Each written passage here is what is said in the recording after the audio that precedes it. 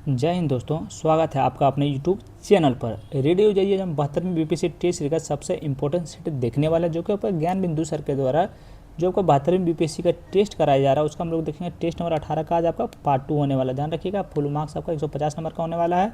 तो आज आपका देखिए 75 नंबर प्रश्न से लेकर 150 नंबर प्रश्न पूरा आपका कंप्लीट कराया जाएगा विथ व्याख्या के साथ में। ध्यान रखिएगा, वीडियो को पूरा देखिएगा। और हाँ, वीडियो को 1.25x पे देखिएगा भैया, क्योंकि थोड़ा सा हम स्लो पढ़ते हैं, तो इसके कारण आप लोग थोड़ा सा 1.25x पे देखिएगा, थोड़ा सा ज़्यादा मज़ा आएगा। चलिए बिना कोई देर किए हुए चलते हैं प्रश्न नंबर 76 की ओर।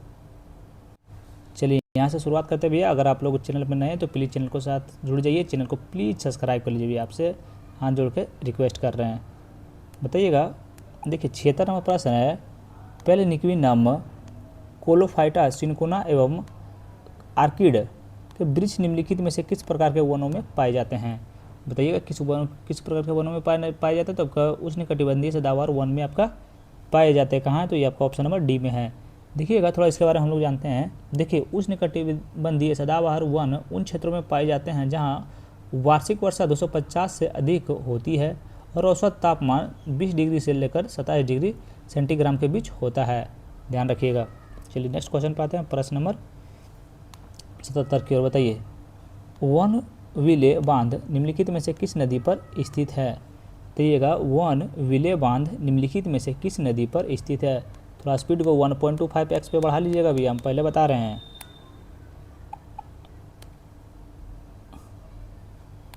बताइए, वन विले बांध निम्नलिखित में से किस नदी पर आपका स्थित है। तो ये जो है सो आपका कोलंबिया नदी पर आपका स्थित है। देखिए, वन विले बांध कोलंबिया नदी पर स्थित है। यह बांध वाशिंगटन और ओरेगन राज्यों के बीच की सीमा पर स्थित है। ध्यान रखिएगा, हूवर बांध जो क्या, देखिए हूवर बांध, चलिए इधर छोड़िए, आगे देखते हैं। अभी ज़्यादा डिफिनेशन में बता देंगे भैया तो दिक्कत हो जाएगा, बहुत लंबा हो जाएगा यहाँ। तो मेघालय के पठार के संबंध में निम्नलिखित में से कौन सा कथन आपका असत है, यानी कौन सा कथन गलत है। किसके बारे में? मेघालय के पठार के संबंध में। ध्यान रखिएगा, कौन सा कथन आपका गलत है। बताइए, तो कथन एक में देखिए आपका है, थोड़ा ऊपर कर लेते हैं।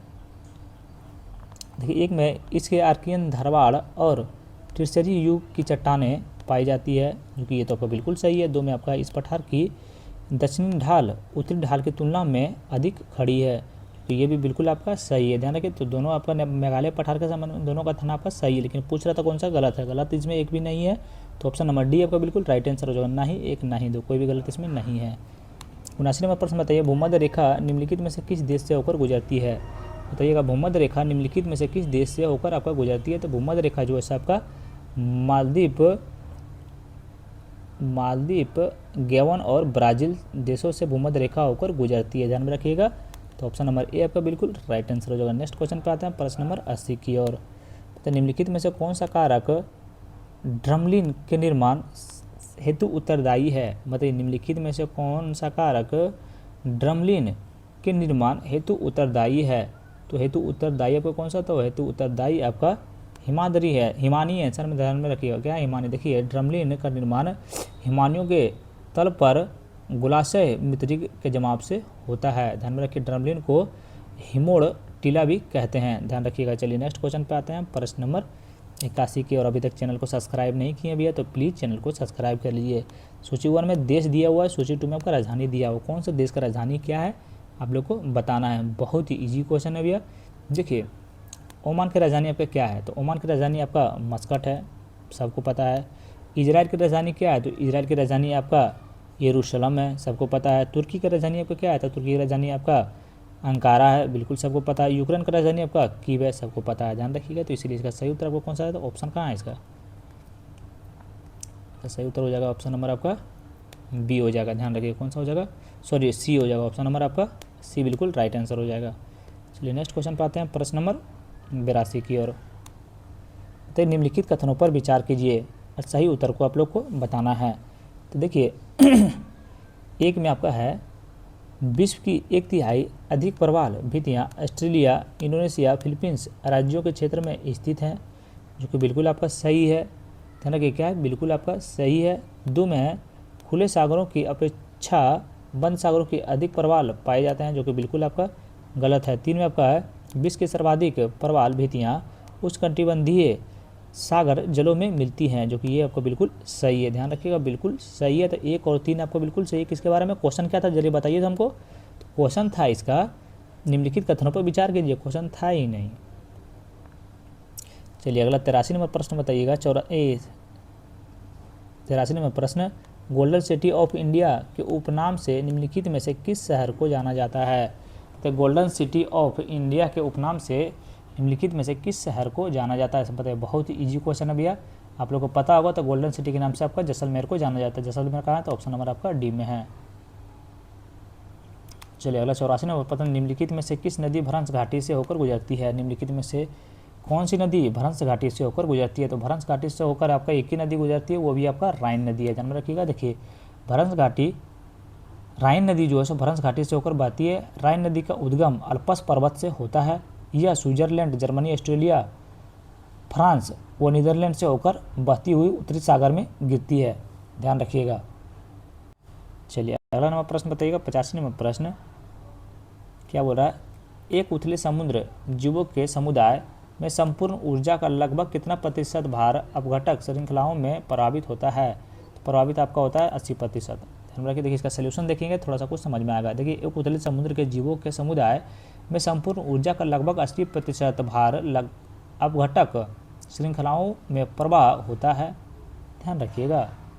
चलिए नेक्स्ट क्वेश्चन पे आते हैं। प्रश्न नंबर 86 की ओर। भारत छोड़ो आंदोलन के दौरान गांधी जी द्वारा ग्वालियर टैंक में दिए गए निर्देश के संबंध में निम्नलिखित में से कौन सा कथन आपका सत्य है। सत्य नहीं है, यहाँ देखिए सत्य नहीं है। क्या बोल रहा, भारत छोड़ो आंदोलन के दौरान गांधी जी द्वारा ग्वालियर टैंक में दिए गए निर्देशों के संबंध में निम्नलिखित में से कौन सा कथन आपका सत्य नहीं है। ध्यान रखिए, सत्य नहीं पूछ रहा है। देखिए एक में है शाकाहारी सेवर नौकर नहीं छोड़ें, बिल्कुल ये तो आपका सही है, ध्यान रखिएगा, बिल्कुल आपका सही है। ये वाला क्वेश्चन को भी थोड़ा रहने दीजिएगा, इसमें थोड़ा सा डाउटफुल है। इसमें हमको लग रहा है ना कि ये भी सही होगा, ये भी सही है, ये भी सही है, लेकिन इसमें थोड़ा सा हमको डाउट है, तो इसको क्वेश्चन को रखने दीजिए। देखिए स्टार मार्क कर दिए हैं, ध्यान रखिएगा। 87 नंबर प्रश्न बताइएगा, सूची 1 सूची 2 से सम्मिलित करना है। बताइए एक में आपका पेशवा, क्या है पेशवा। चलिए मिलान करते हैं। पेशवा आपका हो जाएगा, ध्यान में रखिएगा, पूना से, ध्यान में रखिएगा। भोंसले, भोंसले आपका हो जाएगा, ध्यान में रखिएगा, एक सेकंड, भोंसले हो जाएगा आपका नागपुर से। बताइए होंकर, होंकर, ये होंकर हो जाएगा आपका इंदौर से। गायकवाड़, गायकवाड़ आपका हो जाएगा, ध्यान में रखिएगा 5 से। सिंधिया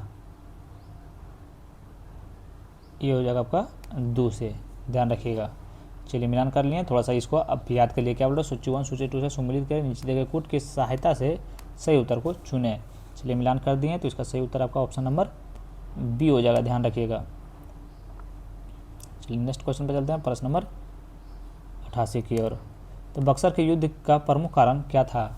तो ये बक्सर के युद्ध का प्रमुख कारण आपका क्या था। तो बक्सर के युद्ध का प्रमुख कारण एक जो था, तो वो था आपका ईस्ट इंडिया कंपनी द्वारा वाणिज्यिक अधिकार का दुरुपयोग था। ये आपका कारण था, ध्यान रखिए। बक्सर युद्ध का कारण आपका क्या था, तो ईस्ट इंडिया कंपनी के द्वारा वाणिज्यिक अधिकार का दुरुपयोग था, ध्यान रखिएगा। नेक्स्ट क्वेश्चन पे आते हैं।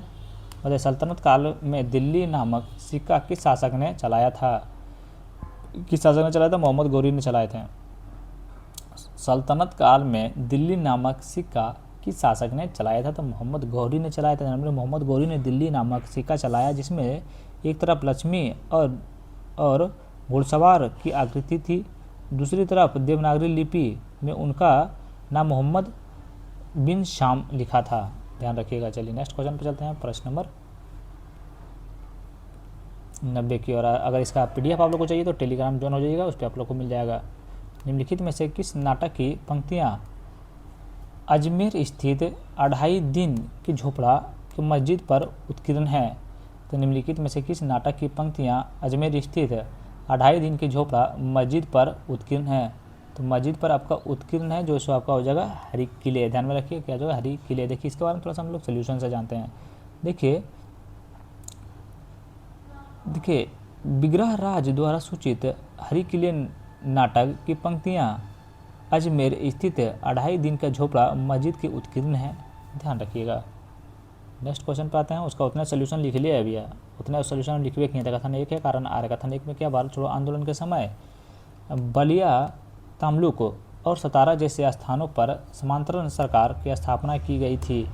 क्या कथन 1 आपका सही है? ध्यान रखिए, क्या कथन 1 आपका सही? तो कथन 1 आपका जो है बिल्कुल सत्य है।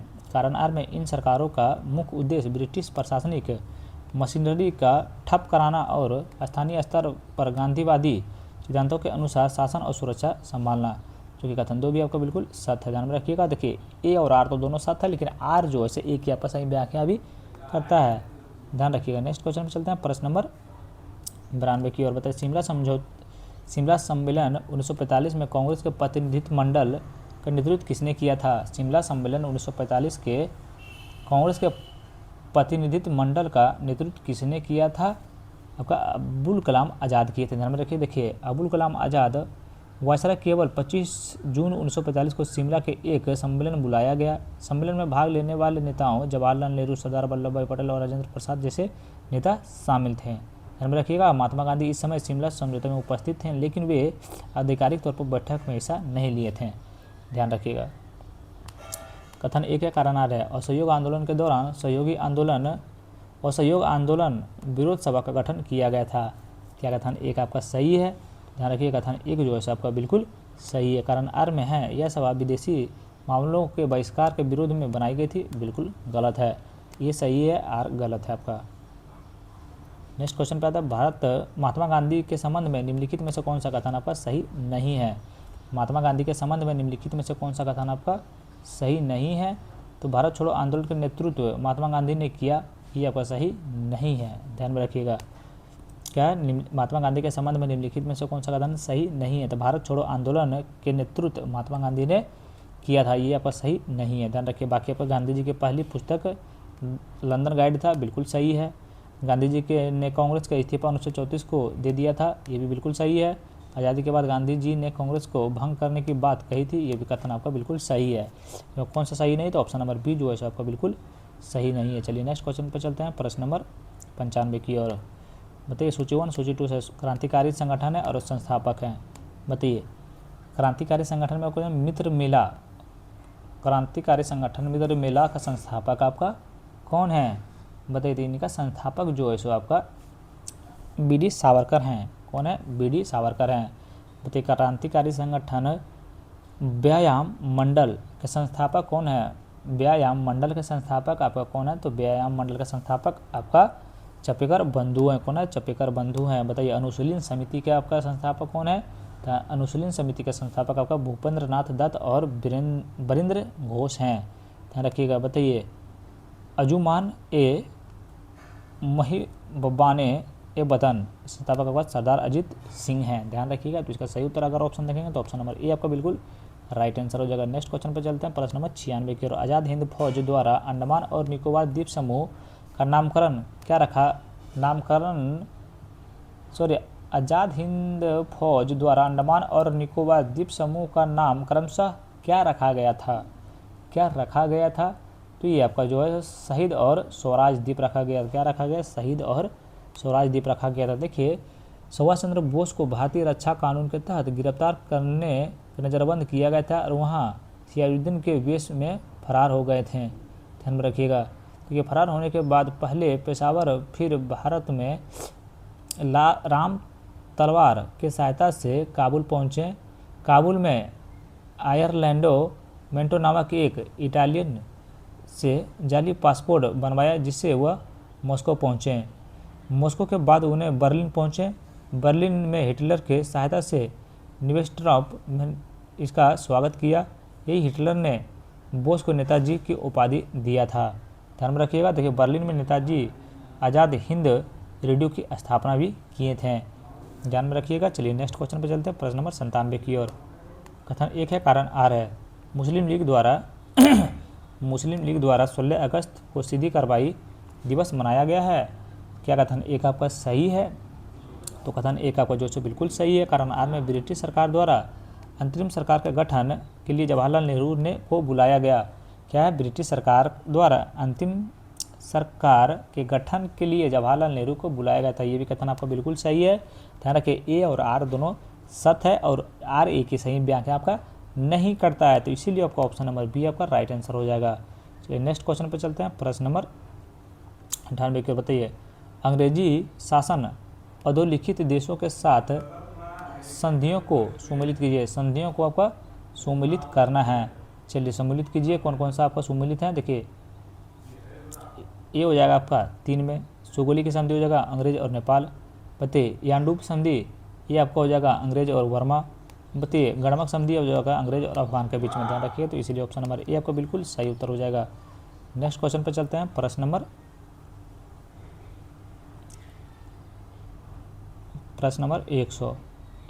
99 की ओर।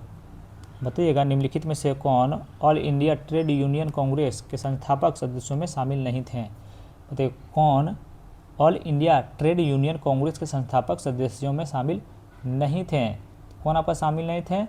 देखिए लाला लाजपत राय ये आपका शामिल नहीं थे।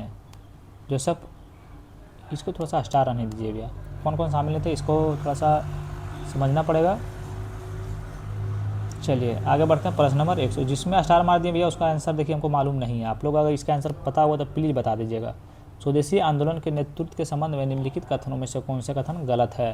बताइए स्वदेशी आंदोलन के नेतृत्व के संबंध में निम्नलिखित में से कौन सा कथन आपका गलत है। स्थान है और नेतृत्व करता है। बताइए चलिए कौन सा कथन गलत है। देखिए ए में है बम्बई एवं पूना।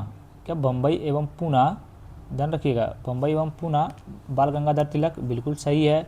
पंजाब लाला लाजपत राय बिल्कुल सही है। दिल्ली सर सैयद राजा बिल्कुल सही उत्तर। बंगाल चिदम्बरम पिल्लाई बिल्कुल आपका गलत है, सॉरी माफ़ कीजिएगा, ये आपका बिल्कुल गलत है। बिल्कुल डी आपका देखिए ऑप्शन गलत है। देखिए चिदम्बरम पिल्लाई बंगाल के सही सुमेलित नहीं है, ध्यान में रखिएगा। चलिए आगे बढ़ते हैं। प्रश्न नंबर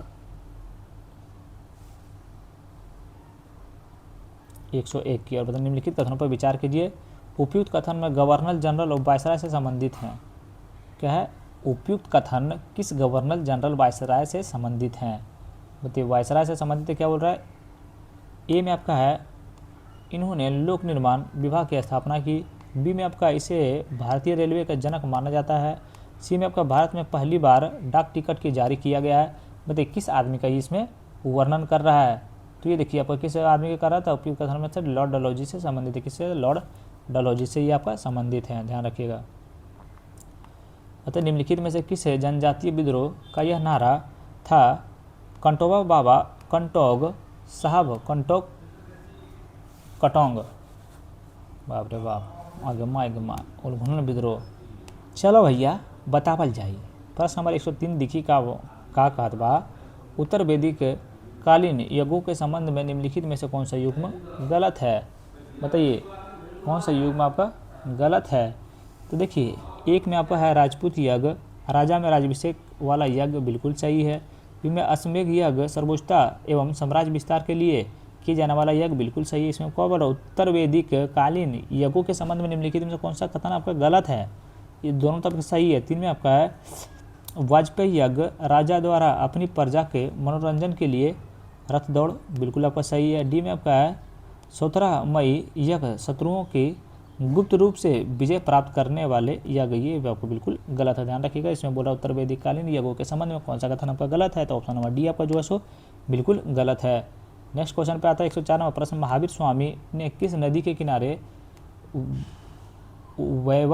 कैवल्य, माफ कीजिएगा, महावीर स्वामी ने किस नदी के किनारे कैवल्य प्राप्त किए थे। केवल प्राप्त आपका जो है सो महावीर स्वामी ने कौन सा नदी के 42, देखिए महावीर स्वामी को केवल की प्राप्ति 42 वर्ष की आयु में भृग ग्राम के ऋजुपालिका नदी के तट पर हुआ था। ऋजुपालिका कहाँ, तो ये ऑप्शन नंबर सी आपका बिल्कुल राइट आंसर हो जाएगा। तो नेक्स्ट क्वेश्चन देखते हैं प्रश्न नंबर 105 की ओर। बताइए महात्मा बुद्ध के निवास के लिए प्रसिद्ध बौद्ध विहार और उन्हें बौद्ध संघ के दान करने वाले शासकों या व्यक्तियों के संबंध में निम्नलिखित में से कौन सा युग्म आपका गलत है। कौन सा युग्म आपका गलत है, ध्यान रखिएगा। देखिए एक सेकंड रुकिए। ए में आपका है देखिए जेतवन विहार श्रावस्ती, क्या अनाथ पिंडक बिल्कुल आपका सही है। बी में है वेणुवन विहार राजगिरी, क्या मगध नरेश बिंबिसार बिल्कुल सही है। बताइए अम्रवन वैशाली गणिका अम्रपाली बिल्कुल सही है। डी में है कुटाग्रा शाला वैशाली कौशल नरेश प्रसेनजीत बिल्कुल आपका ये गलत है, ध्यान में रखिए। इसमें बोल रखा है महात्मा बुद्ध के निवास के लिए प्रसिद्ध बौद्ध विहार और उनके बौद्ध संघ को दान करने वाले शासकों या व्यक्तियों के संबंध में कौन सा युग्म आपका गलत है, तो ऑप्शन नंबर डी जो है आपका बिल्कुल गलत है, ध्यान रखिएगा। चलिए नेक्स्ट क्वेश्चन देते कथन एक है कारण आ रहा है। कथन एक में क्या, कौटिल्य के अर्थशास्त्र के अनुसार मौर्य की विशाल सेना का प्रबंध 5-5 सदस्यों वाली 6 समितियां मध्यम से किया जाता था। क्या कथन एक आपका सही है, तो कथन एक आपका बिल्कुल गलत है। कथन एक आपका बिल्कुल गलत है। कारण आ रहा है मौर्य काल में एक विशाल सेना थी जिसमें पैदल घुड़सवार हाथी एवं रथ सेना शामिल थी। ये आपका बिल्कुल सही है, ध्यान रखिएगा। तो ये आपका गलत है लेकिन आर आपका सही है, तो ऑप्शन नंबर डी आपका बिल्कुल राइट आंसर हो जाएगा। नेक्स्ट क्वेश्चन देखते हैं प्रश्न नंबर 107 की ओर। बताइए 1202 में बख्तियार खिलजी द्वारा लखनौती पर किए गए आक्रमण का वर्णन मिनहाज ने अपनी किस पुस्तक में की गई थी। बताइए 1202 में बख्तियार खिलजी द्वारा लखनौती पर किए गए आक्रमण का वर्णन मिनहाज ने अपनी किस पुस्तक में की थी। किस पुस्तक में आपका की थी, तो आपका देखिए तबकात ए नासिर में किए गए। तबकात ए नासिर कहाँ है, तो ऑप्शन नंबर आपका सी में है। देखिए ऑप्शन नंबर सी में हो जाएगा, ध्यान में रखिएगा। देखिए पाल वंश के पतन के बंगाल में सेन वंश की स्थापना किस सेन वंश के संस्थापक आपका विजय सेन थे, ध्यान में रखिएगा। चलिए अगला नंबर प्रश्न बताइएगा। ये अरे रुको ना यार, आ रहे हैं। पालकालीन राजपाल के संबंध में निम्नलिखित कथनों पर विचार कीजिए। बताइए पालकालीन राज्यपाल के संबंध में निम्नलिखित कथनों पर आप लोग को विचार करना है, बताना है कि कौन सा कथन आपका सही है। तो कथन एक में इसके समय केवटों का विद्रोह हुआ था, बिल्कुल सही है। 2 में आपका है इसमें रामचरितनम नामक पुस्तक की रचना की है, बिल्कुल गलत है। ऑप्शन नंबर ए आपका राइट आंसर हो जाएगा। क्वेश्चन पे ध्यान रखिएगा भैया, वीडियो को 1.25x पे जरूर देखिएगा, ध्यान रखिए, ये बहुत इंपॉर्टेंट है आप लोग के लिए। और क्वेश्चन पे ध्यान रखिएगा जरूर। गुप्त शासकों के संबंध में निम्नलिखित में से कौन सा कथन आपका सही नहीं है। गुप्त शासकों के संबंध में निम्नलिखित में से कौन सा कथन आपका सही नहीं है। तो कौन सा कथन सही नहीं है, जो कुमार गुप्त के समय हुनों पर आक्रमण हुआ था, ये आपका बिल्कुल गलत है, ध्यान में रखिएगा। इसका अगर सही उत्तर हम लोग देखेंगे तो क्या हो जाएगा, ध्यान से सुनिएगा। देखिए कुमार गुप्त में सर्वाधिक अभिलेख एवं सिक्के कुमार गुप्त के समय ढले गए थे। गुप्त राजाओं के सबसे अधिक समय तक शासन करने वाला शासक कुमार गुप्त था। कुमार गुप्त के अभिलेख विल्डस अभिलेख या प्रथम अभिलेख हैं जिस पर गुप्त संवत लिखा है। इसमें तो बताइए ना रहा भैया अगर कुमार गुप्त के समय हुनों पर आक्रमण हुआ था सो। चलिए माफ़ कीजिएगा। चलिए इसका सही उत्तर आपका इसमें बोल रहा कौन सा सही नहीं है, तो ऑप्शन नंबर डी जो है सबका सही नहीं। बाकी चंद्रगुप्त विक्रमादित्य के दरबार के 9 रत्न रहते थे, ये बिल्कुल आपका सही है। इनमें हैंस सॉन्ग ने कुमार गुप्त को सक्रादित्य कहा था, बिल्कुल सही है, ध्यान रखिएगा। बी और सी आपका सही है, ए आपका गलत है। तो लॉर्ड कार्जन के काल में निम्नलिखित में से कौन सी घटनाएं घटित नहीं हुई थी। ध्यान में रखिएगा क्वेश्चन क्या, लॉर्ड कर्जन के काल में कौन सा घटना पर नहीं हुआ था। लॉर्ड कार्जन के काल में कोई कौन सा घटना नहीं हुआ था। लॉर्ड कार्जन के काल में कोई कौन सा घटना नहीं हुआ था। लॉर्ड कार्जन के काल में कोई कौन सा घटना नहीं हुआ था। तब डकैती कांड आपका जो है लॉर्ड कार्जन के समय में आपका ये नहीं हुआ था। बाकी जो है सब बंगाल विभाजन आपके इनके शासन में हुआ था लॉर्ड कार्जन के। प्राचीन स्मारक संरचना अधिनियम में उनके काल में हुआ था। उद्योग व वाणिज्यिक विभाग की स्थापना उनके कारण में उनके शासन में हुआ था, ध्यान में रखिएगा। ये उनके लॉर्ड कार्जन के शासनकाल में कौन सा नहीं हुआ था, तो काकोरी डकैती कांड आपको जो उनके शासन में नहीं हुआ था। बताइए सूची 1 सूची 2 है। सूची 1 में क्या है, अंतरिम मंत्रिमंडल का सदस्य है, संबंधित विभाग है, संबंधित क्या है विभाग है। बताइए जॉन मथाई, चलिए मिलान कीजिए। जॉन मथाई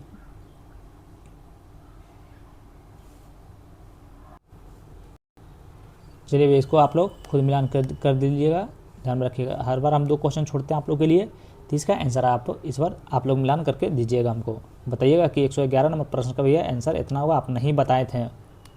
112 नंबर प्रश्न, निम्नलिखित में से कौन सा युग्म सही सुमेलित नहीं है। मतलब निम्नलिखित में से कौन सा युग्म सही सुमेलित आपका नहीं है। जो आपका सही सुमेलित नहीं है वो आप देखिए आपका ए में है बंदी जीवन सचिंद्रनाथ सन्याल, ये आपका सही सुमेलित है। बी में इट्स फॉर सेल्फ कल्चर लाला हरदयाल, बिल्कुल सही सुमेलित है। सी में है सत्यार्थ प्रकाश एम.जी. रनाडे, ये आपका बिल्कुल सही सुमेलित नहीं है। ध्यान में रखिएगा ये क्या आपका ये सही सुमेलित नहीं है, तो ये आपका बिल्कुल सही सुमेलित नहीं है। इंडियन फिलोसफी डॉक्टर राधाकृष्णन, ये आपको बिल्कुल सही सुमेलित है। ध्यान रखिएगा। 113 नंबर प्रश्न पे आते हैं। 113 नंबर प्रश्न आपका क्या बोल रहा है, ध्यान से सुनिएगा। अलाउद्दीन खिलजी के राजस्व सिद्धांत के बारे में निम्नलिखित कथनों पर विचार कीजिए। क्या बोल रहा है, अलाउद्दीन खिलजी के राजस्व सिद्धांत के बारे में निम्न कथन पर विचार कीजिए।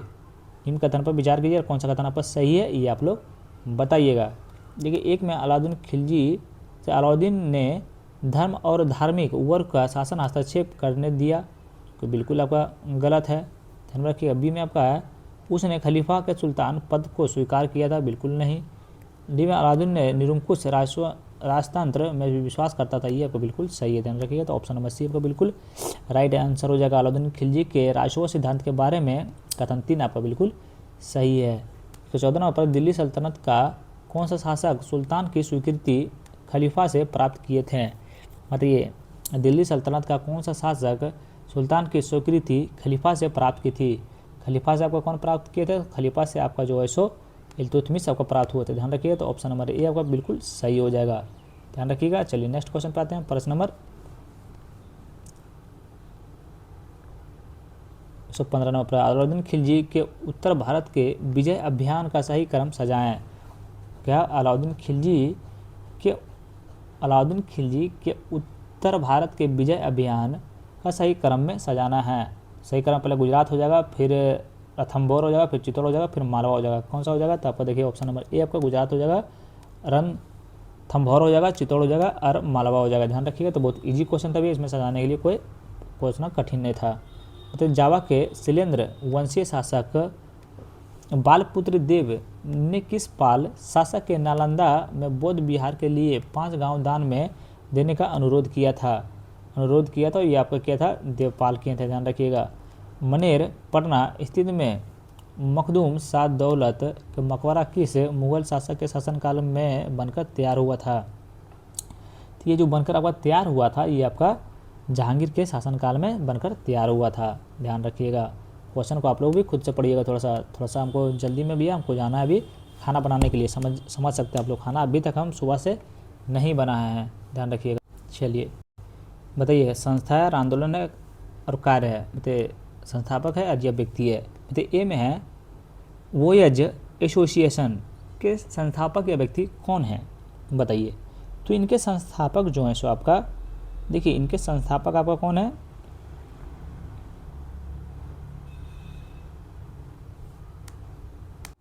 चलिए वो जाए एसोसिएशन, इनका हो जाएगा आपका संस्थापक कौन था, श्री सूर्यदेव नारायण वर्मा है। तो बीर में बिहार होम रूल आंदोलन के आपका संस्थापक कौन है, तो आपका मजहरुल हक हैं। ध्यान में रखिए कौन है, मजहरुल हक हैं।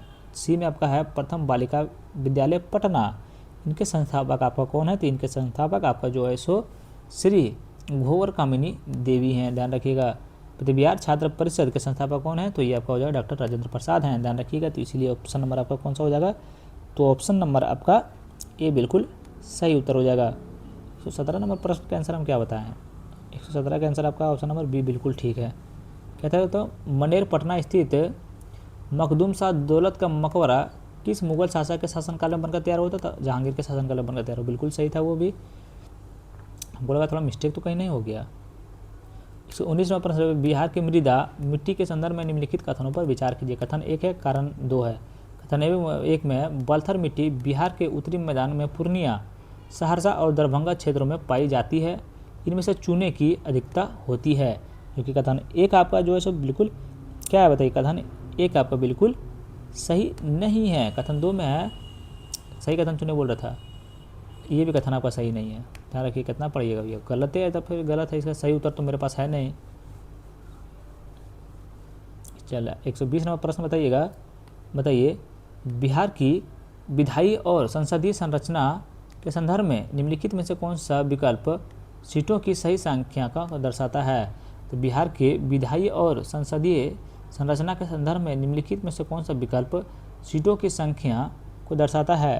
तो सीटों की संख्या को आपको कौन दर्शाता है, तो ध्यान रखिएगा सीटों की दर्शाएं आपका जो है सो लोकसभा 40 हो गया, राज्यसभा 16 हो गया, विधानसभा 243 हो गया, विधान परिषद 75 हो गया। बिल्कुल सही है भैया, ध्यान रखिएगा।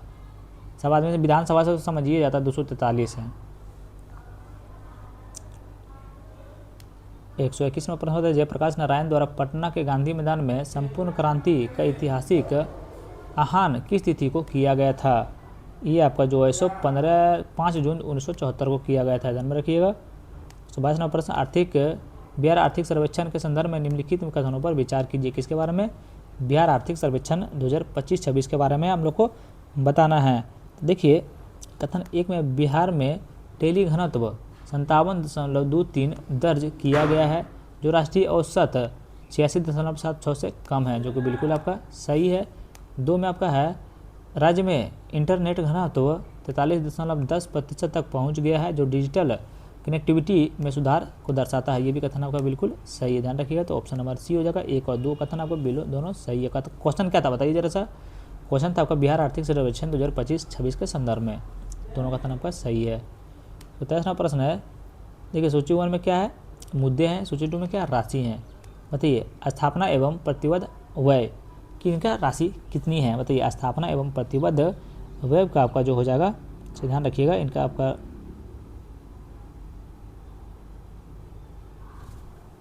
चलिए मिलान करने वाला है।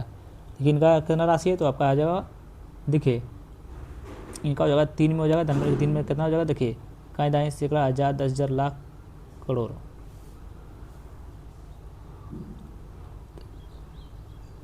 2,25,434.34 करोड़ रुपये, ध्यान में रखिएगा। बताइए तो ना पैसा, बाप रे बाप। वार्षिक योजना स्कीम व्यय कितनी राशि है, तो इसमें देखिए आपका कितनी राशि है, तो इनमें जो है सो आपका देखिए 1,22,155.42 लाख करोड़ है। सी में आपका है 7 निश्चय 3 सुशासन, कितने हैं 3 सुशासन के आपका ध्यान में रखिएगा। सी आपका हो जाएगा 14,800 करोड़ हो जाएगा, ध्यान में रखिएगा। डी में केवल व्यय भुगतान राशि में आपका कितना राशि है, तो ये आपका बस एक बच गया है, कौन सा बच गया है, तो 25,364 करोड़ रुपया है, ध्यान रखिएगा। तो इसीलिए इसका सही उत्तर आपका 123 का ऑप्शन नंबर ए आपका बिल्कुल सही उत्तर हो जाएगा। नेक्स्ट क्वेश्चन पे आते हैं, प्रश्न नंबर 124 में प्रश्न, बिहार सरकार की स्वास्थ्य योजना के संदर्भ में निम्नलिखित कथनों पर विचार कीजिए। तो बिहार सरकार की स्वास्थ्य योजना के संदर्भ में निम्नलिखित कथनों पर विचार कीजिए। बताइए कि उपयुक्त में से कौन सा कथन आपका सही है। ठीक है, तो 1 में आपका है परवरिश योजना के तहत एडस या दृश्य विकृत ग्रेड 2 से प्रभावित बच्चों के माता पिता से 1,000 रुपये की मासिक वित्तीय सहायता प्रदान की जाती है, जो कि कथन 1 आपका बिल्कुल सही है। कथन 2 में मुख्यमंत्री बालिका कैंसर प्रतिरक्षण योजना की शुरुआत 6 अक्टूबर 2024 को की गई, जिसका उद्देश्य 9 से 14 वर्ष की बालिकाओं को सर्वाइकल कैंसर के टीका निःशुल्क लगाना है, जो कि बिल्कुल आपका सही है, ध्यान रखिएगा। बिहार सरकार का स्वास्थ्य योजनाओं के संदर्भ में निम्नलिखित कथनों पर विचार कीजिए, दोनों कथन जो है आपका बिल्कुल सही है। तो ऑप्शन नंबर सी आपका बिल्कुल राइट आंसर हो जाएगा। नेक्स्ट क्वेश्चन पे आते हैं, 125 नंबर प्रश्न, जननायक कर्पूरी ठाकुर जिन्हें 2024 में मरणोपरांत भारत रत्न दिया गया, उनका जन्म पितौंझिया गांव में हुआ था, यह किस जिले में है। तो ये आपका किस जिले में, तो ये आपका देखिए समस्तीपुर में है, ये आपका समस्तीपुर में है। 126 नंबर प्रश्न, 126 नंबर प्रश्न का आपका सही उत्तर क्या होगा, तो मैथ है, तो आप लोग को खुद सॉल्व करना पड़ेगा। 126 का आंसर आपका ऑप्शन नंबर बी हो जाएगा। 126 देखिए मैथ है, मैथ को आप लोग को खुद सॉल्व करना पड़ेगा। 10 क्वेश्चन मैथ आएगा, उससे ज़्यादा मैथ आपका नहीं आएगा। 127 नंबर प्रश्न का आपका ऑप्शन नंबर सी हो जाएगा। 128 का आपका सही उत्तर कौन सा होगा, तो 128 का आपका ऑप्शन नंबर सी हो जाएगा। 149 का आपका सही उत्तर कौन सा जाएगा, तो आपका ऑप्शन नंबर बी हो जाएगा। आप लोग को खुद सॉल्व करना पड़ेगा इस सब क्वेश्चन को, यहाँ उतना स्पेस रहता नहीं जो कि हम सॉल्व कर पाएंगे। 130 नंबर प्रश्न का आपका सही उत्तर आपका ऑप्शन नंबर सी हो जाएगा, ध्यान रखिएगा। 131 नंबर प्रश्न का आपका सही उत्तर कौन सा हो जाएगा, तो ऑप्शन नंबर आपका डी हो जाएगा। 132 नंबर प्रश्न का आपका सही उत्तर कौन सा हो जाएगा, तो 132 का आपका ऑप्शन नंबर सी हो जाएगा। 133 नंबर प्रश्न का आपका ऑप्शन नंबर क्या हो जाएगा, तो 133 का आपका ऑप्शन नंबर डी हो जाएगा। चलिए 135 नंबर देखिए, कथन और निष्कर्ष हैं। ये कथन में क्या बोल रहा है, कुछ मेज कुर्सियां हैं, कुछ कुर्सियां पलंग है। निष्कर्ष में क्या बोल रहा है, कुछ मेज पलंग है। निष्कर्ष 2 में बोल रहा है कुछ पलंग ना तो कुर्सियां हैं ना ही मेज हैं। कथन 3 में आपको बोल रहा है, निष्कर्ष 3 में बोल रहा है सभी पलंग कुर्सियां हैं। बताइए तो इसका सही उत्तर क्या होगा। तो इसका सही उत्तर हो जाएगा आपका, देखिए कोई निष्कर्ष प्राप्त नहीं होता है। ध्यान रखिए क्या होगा, कोई निष्कर्ष आपको प्राप्त कहाँ से होगा, बताइए जरा सा। चलिए आगे 135 नंबर प्रश्न बताइएगा। तो इसका सही उत्तर आपका क्या हो जाएगा। तो 135 का आपका सही उत्तर आपका ऑप्शन नंबर बी हो जाएगा। 136 नंबर प्रश्न का आंसर देखिए क्या है, ग्राम न्यायालय अधिनियम के संदर्भ में निम्नलिखित कथनों पर विचार कीजिए और बताइए कि कौन सा कथन आपका सही है। क्या बोल रहा है, ग्राम न्यायालय अधिनियम के संदर्भ में निम्नलिखित कथनों पर कौन सा कथन आपका सही है। सही कथन को आप लोग को बताना। देखिए एक में है, यह इस अधिनियम के अनुसार ग्राम न्यायालय केवल सिविल मामलों की सुनवाई कर सकता है, आपराधिक मामलों की नहीं, जो कि कथन एक आपका बिल्कुल सही है। क्या कथन एक आपका बिल्कुल सही नहीं है। क्या भैया आप लोग इतना भी दिमाग में लगाते हैं। चलिए अगला नंबर प्रश्न बताइएगा, यह अधिनियम स्थानीय सामाजिक सक्रिय वादियों को मध्यस्थ रूप में स्वीकार करता है, जो कि कथन 2 आपका बिल्कुल सही है। ध्यान रखिए। तो ऑप्शन नंबर बी आपका बिल्कुल सही उत्तर हो जाएगा। किसके बारे में, ग्राम न्यायालय अधिनियम के संदर्भ में। अभी तक चैनल को सब्सक्राइब नहीं किए हुए तो बताइए, इतना देर से तो आपको बोल रहे एक बार तो सब्सक्राइब कर देना चाहिए ना। देखिए सामयिक अध्यक्ष नियुक्त किसके द्वारा की जाती है। बताइए सामयिक अध्यक्ष की नियुक्ति किसके द्वारा की जाती है। ध्यान में रखिएगा। तो ये जो है सो आपका इसका आपका किसके द्वारा की जाती है। तो आपको भारत के राष्ट्रपति द्वारा किया जाता है। ध्यान में रखिए सामयिक अध्यक्ष का नियुक्ति आपका भारत के राष्ट्रपति के द्वारा किया जाता है। बताइए राज्य सूचना आयोग के संदर्भ में निम्नलिखित कथनों पर विचार कीजिए। ध्यान रखिएगा। एक कथन एक में राज्य सूचना आयोग का गठन सूचना के अधिकार अधिनियम 2005 के अंतर्गत किया गया था। क्या कथन एक आपका सही है। तो कथन एक आपका जो है सो बिल्कुल सही है। ध्यान रखिएगा। कथन 2 में आपका है, कथन 2 में आपका राज्य सूचना आयुक्त की नियुक्ति राज्यपाल द्वारा एक समिति की सिफारिश की जाती है और उसके अध्यक्ष मुख्यमंत्री होते हैं। ये भी बिल्कुल सही है। 2 में आपका राज्य के मुख्य सूचना आयुक्त वेतन भत्ते अन्य सेवा शर्तों के राज्य द्वारा निर्धारित की जाती है, जो कि बिल्कुल आपका गलत है। ध्यान में रखिए। तो 1 और 2 आपका बिल्कुल सही है। ध्यान रखिए। तो ऑप्शन कौन सा सही नहीं है। तो ऑप्शन नंबर डी हो जाएगा। केवल 3 जो है सो आपका सही नहीं है। अगर सही बोलता तो आपका बी हो जाता, अगर नहीं सही बोलता तो आपका डी हो जाता। ध्यान में रखिएगा। बताइए राष्ट्रीय एकता परिषद का गठन किस वर्ष किया गया था। बताइए कितना इजी क्वेश्चन है भैया। इस क्वेश्चन का आंसर देखिए बताने का भी मन नहीं करता है। आपको कब किया था, 1961 में किया गया था। बताइए वस्तु सेवा कर परिषद के गठन के विषय में निम्नलिखित में से कौन से इलाके सदस्य के रूप में शामिल हैं। ध्यान में रखिएगा। शामिल है तो ये आपका हो जाएगा। देखिए नीचे दिए गए कूट का प्रयोग कर सही उत्तर का चयन कीजिए। कौन सा हो जाएगा। तो ये हो जाएगा आपका ऑप्शन नंबर सी हो जाएगा। 1 2 3 हो जाएगा। 1 2 और 3 हो जाएगा। आप लोग पढ़ लीजिएगा थोड़ा सा। 141 नंबर मतलब निम्नलिखित में से किस समिति या आयोग की जनजातीय क्षेत्रों में प्रशासनिक सुधारों और 6ठी अनुसूची के कामकाज की समीक्षा करने की सिफारिश की थी। बताइए निम्नलिखित में से किस समिति या आयोग ने जनजातीय क्षेत्रों में प्रशासनिक सुधारों की 6ठी अनुसूची में कामकाज की समीक्षा के लिए सिफारिश की थी। तो ये वो कौन सिफारिश किए थे। तो ये आपका किए थे भूरिया आयोग। ध्यान में रखिएगा। देखिए भूरिया आयोग ने अनुसूचित क्षेत्रों और जनजातियों के प्रशासन विशेष रूप से पंचायत अधिनियम के कार्यान्वयन और 5 व 6ठी अनुसूची में कामकाज का समीक्षा की है। ध्यान रखिए। नेक्स्ट क्वेश्चन पर आते हैं प्रश्न नंबर 42 की ओर। बताइए कामराज योजना के प्राथमिक उद्देश्य क्या है। बताइए कामराज योजना का प्राथमिक उद्देश्य क्या है। तो कामराज योजना का प्राथमिक उद्देश्य जो है सो आपका ध्यान रखिए कांग्रेस पार्टी को पुनर्जीवित और मजबूत करना है। ध्यान में रखिएगा। 43 पर कथन 1 है, कारण आर है। संसद को अनुच्छेद 323 के तहत केंद्र और राज्य दोनों के लिए प्रशासनिक अधिकरण स्थापित करने की शक्ति प्राप्त है। क्या कथन 1 आपका सही है। ध्यान रखिए कथन 1 आपका जो है बिल्कुल सही है। कारण आर में अनुच्छेद 323 केवल लोक सेवाओं में नियुक्त व्यक्तियों की भर्ती सेवा शर्तों से संबंधित विवादों को निपटारे का प्रावधान करता है। ये भी कथन आपको जो है बिल्कुल सही है। ध्यान में रखिएगा। तो ए और आर दोनों आपका सही है, लेकिन आपका आर जो है सो ए की आपका सही व्याख्या नहीं करता, इसलिए ऑप्शन नंबर बी आपका बिल्कुल राइट आंसर हो जाएगा। 144 नंबर प्रश्न बताइएगा, निम्नलिखित में से कौन सा संघ सरकार द्वारा लगाया जाता है लेकिन राज्य द्वारा एकत्रित और विनियोजित किया जाता है? विनियोजित किया जाता है तो बताइए किसके द्वारा किया जाता है? तो ये आपका किया जाता है समाचार पत्रों का विज्ञापन कर पर, ध्यान में रखिएगा। कथन एक है, कारण आर है, राज्यपाल राज्य विधानसभाओं को उनके गठन के बाद भी विघटित कर सकता है। क्या कथन एक आपका सही है? तो कथन एक जो है सबका बिल्कुल सही है। कारण आर में विधान सभा को भंग करने के लिए यह आवश्यक नहीं है कि उनकी कोई बैठक नहीं हुई हो, बिल्कुल आपका ये भी सही है। ध्यान रखिए ए और आर दोनों सही है, लेकिन आर जो है ए की सही व्याख्या करता है, ध्यान रखिएगा भैया। और अभी तक चैनल को सब्सक्राइब नहीं किए भैया तो प्लीज़ सब्सक्राइब कर लीजिए। तो और लाइक का बटन भी आप लोग दबा दीजिएगा। कमेंट भी करना हो तो कमेंट भी कर दीजिएगा। एक संसद विधानसभा का सदस्य राष्ट्रपति निर्वाचित हो सकता है, परंतु एक संसद अथवा विधानसभा का संसद राष्ट्रपति निर्वाचित हो सकता है, परंतु एक निर्वाचन होने तुरंत बाद अपनी सदस्यता छोड़नी होगी, ध्यान रखिएगा। 47 नंबर कथन एक है, कारण आर है। कथन एक में क्या है? तदर्थ समितियां अस्थायी प्रकृति की होती है और निरंतर कार्य करती है। क्या कथन एक आपका सही है? तो कथन एक जो है सो आपका बिल्कुल कथन एक सही है फिर गलत है? देखिएगा कथन एक है या फिर गलत है।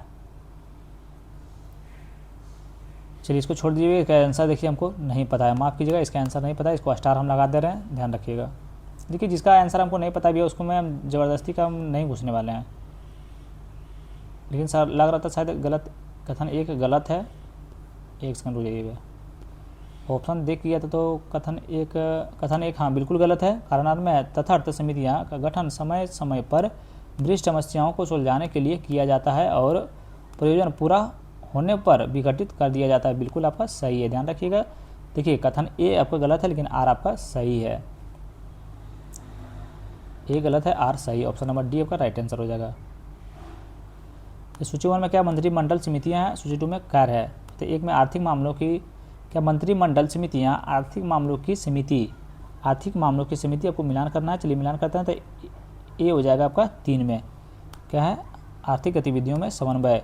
नियुक्त मंत्रिमंडल समिति बी हो जाएगा आपका। एक में जो संसद सरकार की भूमिका, संसदीय मामलों की समिति सी हो जाएगा आपका। 4 में उच्च पदों पर नियुक्तियां, डी में हो जाएगा सुरक्षा परिषद समिति, ये आपका हो जाएगा रक्षा और आंतरिक सुरक्षा, ध्यान में रखिएगा। 148 का आपका सही उत्तर क्या हो जाएगा? तो ऑप्शन नंबर ए आपका बिल्कुल राइट आंसर हो जाएगा, ध्यान रखिएगा, मिलान कर लीजिएगा। तो 49 नंबर प्रश्न देखिए, सूची 1 सूची 2 राज्य है और प्रतिनिधित्व है। बताइए आंध्र प्रदेश है तो ये आपका हो जाएगा 25 प्रतिनिधित्व हैं। तमिलनाडु के कितने प्रतिनिधित्व है? तब तमिलनाडु के आपका जो है 39 प्रतिनिधित्व है। महाराष्ट्र के कितने प्रतिनिधित्व हैं?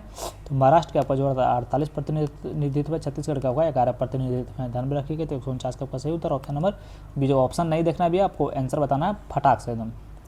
150 नंबर प्रश्न देखिए, आज का आखिरी प्रश्न निम्नलिखित में भारतीय संविधान का कौन सा अनुच्छेद लोक सेवा आयोग के व्यय से संबंधित हैं? बताइए निम्नलिखित में से भारतीय संविधान का कौन सा अनुच्छेद लोक सेवा आयोग के व्यय से संबंधित है? व्यय से आपका संबंधित कौन सा है? तो ये आपका अनुच्छेद 322 है, ध्यान रखिएगा। ऑप्शन नंबर डी आपका बिल्कुल सही उत्तर हो जाएगा। चलिए अगर वीडियो आप लोग को अच्छा लगा हो गया तो please like comment share and subscribe जरूर करें।